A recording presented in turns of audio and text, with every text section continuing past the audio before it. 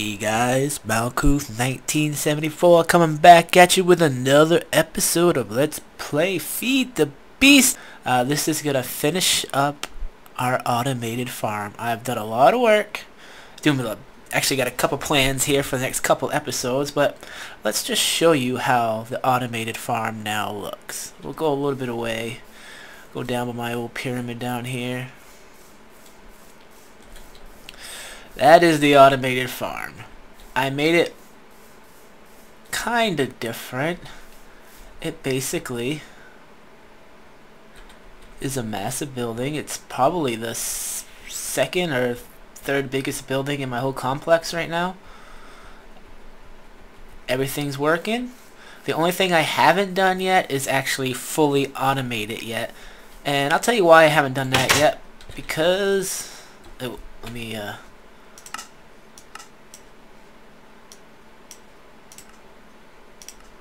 there we go. Alright. So, now we're inside the building. As you can tell, it's pretty neat. I had everything planted. This was my last test I did. Everything is done. I got wheat in the first one, carrots in the second, and I have potatoes in this one. As you can tell, I actually ran out of potatoes. The next batch should be okay. The system is technically fully automated right now, fully manually operated. So how it works is that the last time I showed you we had the arm built, and I told you I was going to go underground and build the whole system. Well, that's all built up.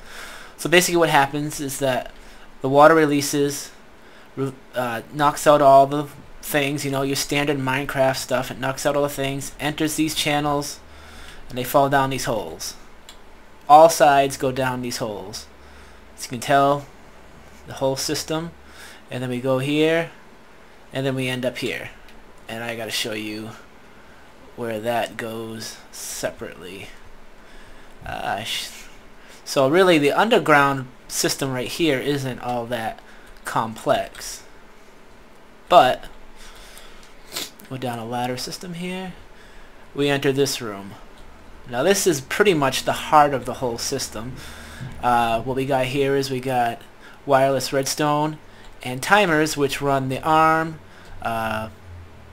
Forward, back is what these two do. And I have sorting machines that actually process all the product. And what the sorting machines do is that it actually sorts by color where they go. And I probably should have showed you that, but anyway, let's go down here. That room that we came to on the end with the water comes down to here. And what we have here are filters, and each filter can grab a certain thing.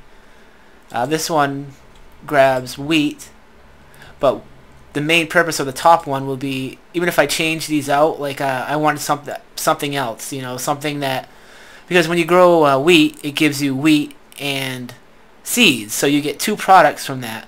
But when you grow carrots, you only get one product from that, so you get all carrots. And that's why these systems work different. We see here the sorting machine seeds, they all go back up into the arm and they refeed the deployers. But over here I have two extra colors. The same thing, all the colors are the same, they just run off different systems. It redistributes the carrots into the deployers in the arm evenly, for we have an even number of carrots. And then I have these two extra numbers that actually deliver, basically it's a 2-to-1 ratio for one each goes into deployer, and then two go into my end product system where well, I'll show you where those are, basically where I can get the product from, like carrots, you know, if I want. So basically it's a 2-to-1. It gives me 2 carrots and feeds the system basically 1 carrot in each deployer, which is actually 6. So I actually guess it's a 62 thing, but anyway, we'll see how it works later. Same thing with the potato, since it's only one product. And what happens is that the filters feed into these chests. And then the chest feeds into the sorting machine, and the sorting machine is set to automatic mode and continuation. So what it does, it grabs one potato and it will feed it to the black color, and then grabs another, and then it goes to this column and it grabs a potato from the chest and it will go to the light blue, and so on and so on. And then when it gets to here, it'll do 2 oranges, which go up to my storage system. And the only way you can get this to work like this is to have a chest next to it, because that's the only way you can get it to work. It's the only way I can get it to work. And everything's a copy of everything else. Same thing. This is for the wheat. So the seeds end up here, and it does the same thing. It feeds all the different colors. So this is how that basic system works. And then I got my whole piping system all set up, and let's go look at that right now. Alright, so every piece of the arm, which individually does one bay, this, I call it bay 1, bay 2, and bay 3 is the one on the end. So, music. I love the music, but I can't have it when I'm doing videos. Sorry about that, guys. So, how this system works is that this is where all the colors come in. This uses frubes, which is basically a tube and a frame, and within that feeds into the deployers. So right here is brown, this is blue, yellow, light blue, green, and black. So the system's smart enough to know that it needs to put one seed into every color, and then it'll keep doing it until we run out of seeds. And it's the repeat on the other sides. I got the same system here. That does the carrots, same exact thing, same colors. And then over here for the potatoes, it does the same thing. Now the great thing about this system is if you don't want to do carrots, potatoes, or maybe if you just want to do all wheat, you can change the system right up. All you need to do is go downstairs and change the actual arms, and not the arms, but the sorting system, the Red Power 2 sorting system, to actually do it that way. And the products come up through here, and then they go through on all 3 sides. It's all separate. You need 3 sorting machines for every bay. So if I added another 5 bays, I would need another 5 sorting machines, because the sorting machine only has 12 colors in it, I believe. Is it 6, 7, or is it 9? It's 9 or 12 or something like that. I'd have to go recount it. But all I need really for myself is 3. I mean, this was really just a huge proof of concept type of thing, and it works great. But something I ran into, which was a problem when this finally does get automated, is that I don't want to bring the arm back every time I want to refeed these things, or every time the arm plants. Like the next time it plants, it's going to be down there. And if you look real carefully, you can see that, oh wait, he's got 3 arms down there. That's correct. If you come down here, I have 3 of the same systems that's over there, over here. But they actually run off the same system. Because how Red Power 2 works is that Red Power 2 will not send a product to an empty tube, which these are technically empty, so it will never send anything over here at all. Alright. So the heart of the color system is actually built into the arm. So if you look, I got the colors right there. When this arm moves, it will disconnect from these frames up here, and these will become empty frames. Nothing will ever go to them. And it'll run all the way back down through here, and then it will end right here, which will then connect to this system, which will activate these pipes to be able to take the sorting system. And all the pipes do is that they run under the system, and they actually connect to the same pipe system that comes into here, which is this one. If you look down there, you might actually see where it branches off. And again, it's repeated on both sides, on all three arm parts. This one, That's that. It goes on underneath the whole system to that. That's why there's actually a maze of pipes under this whole system. It's freaking amazing. I mean, it's not amazing, but it's just freaking. It was confusing doing it, and it all works now. It's great. This is like a little bit of an overkill, but this powers the frame engines, which makes the arm move. And that's about it. I got all this empty space over here. Now we can go to the control room. Control room is actually, if I can get out of here, up these stairs, or these ladders I should say. We come up here, and this is basically control room. What I did is I left it all open for you can actually watch what's going on, because right now this is the what I call the manual side. I can individually turn on the water for each system. That's what these three are for. That's why I got it called water release bay 3, 2, and 1. And I can manually control the arm. The arm will go backwards, meaning it will go back towards this area. Main arm forward means it will go forward from, you go towards over there. And the planter on and off is what actually plants the seeds. If we come over here, this is going to be the electronics room. You probably, well, why did you make it so big? Well, you got to remember, this is only the manual side. I haven't actually done the fully automated side. And when I fully automate this system, I actually want to be able to have a ready supply of bone meal for this whole system can plant, and then do bone meal, and then move on. For it's like automated, totally automated, meaning it'll get to the end, and then it'll hit a switch, because everything we planted with the bone meal, and it will knock everything out, and then it'll just keep repeating. I mean, it would produce a massive amount of food if I did it that way. But the problem is that I don't have a ready supply of bone meal right now, because I don't have any skeleton traps or anything like that that gives me enough bones to make enough bone meal to actually do that. So future area, this will be totally automated like that. When I get a chance to do it, I'll keep you guys up to date on it. And it'll be on this side. That's why I left it so big. That's why everything is, you know, wired wirelessly. So every individual thing I can do that way. You can even do it with computer craft if you wanted right now. If you really wanted to, if you were good at computer craft. So, and then on this side I have it, you know. I'm actually setting up for episode 20. Episode 20 is going to be a little bit of a special episode. It's going to be, well, basically my 20th episode for this season. And it's going to be, basically I'm going to show you everything I've ever done in this base. And, you know, basically the whole history of the whole base. And it's going to be the first time I'm actually going to release my save game for everybody to play. Which is why I'm doing a lot of these signs so people can see, you know, the that's why I have what episode these were built in and stuff like that. And basically over here is where the final product will go to when it's done.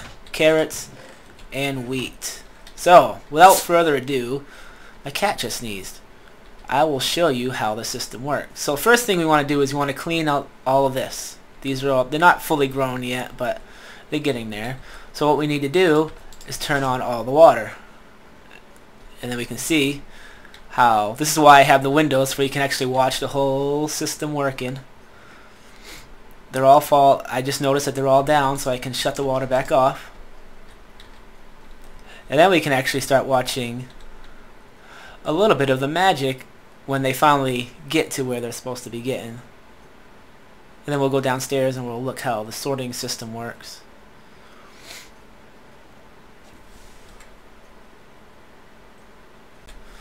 Alright, actually we can start seeing how the system's starting to work over here. We got this side of the arm working, we got this side of the arm working, and we got this side of the arm working. Let's go down and take a look at it a little bit better. So everything's being fed singly. Everything's getting evenly spaced. It's the only way I could figure out how to do this correctly. And the pipes up there are what's supplying the end product. So get my wheat, everything's going up there. Let's go downstairs before it ends too quickly here. And down here we can see the actual sorting machine doing their job. we get the orange is where it goes to my end product, the product that I'm going to use, I'm going to keep, and all the other colors is what supplies the arm, and all three of them have the same thing. The potatoes, I don't have as many potatoes yet because they haven't. That I just finished building that part, so that's already pretty much done. And I don't know what it is, why it does it, but every once in a while I get a potato that keeps coming back. I can't figure it out yet, but whatever. Like this top one is actually the filter for like the wheat, and it just travels through here. It knows it has to go through orange, and basically that's what it does.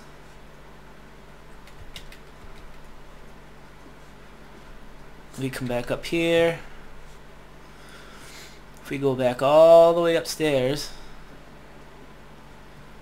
my end product goes here. As you can tell, I have a lot more stuff. I even have a lot more potatoes. I think I only had 3 in there, or 2 in there last time. Now I have 30. And what we have is an empty plot. So what we need to do next is actually start replanting everything. So you turn the planter on, and we know we need to go forward, so you go forward. And now what it's going to do is it's going to move forward, hopefully soon. There it goes. And it's going to start planting everything. And since everything is evenly distributed through the whole system, I never really have to worry about it running out.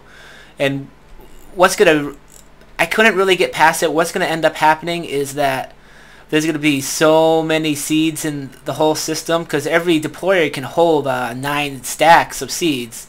Eventually that'll fill up. All these will fill up.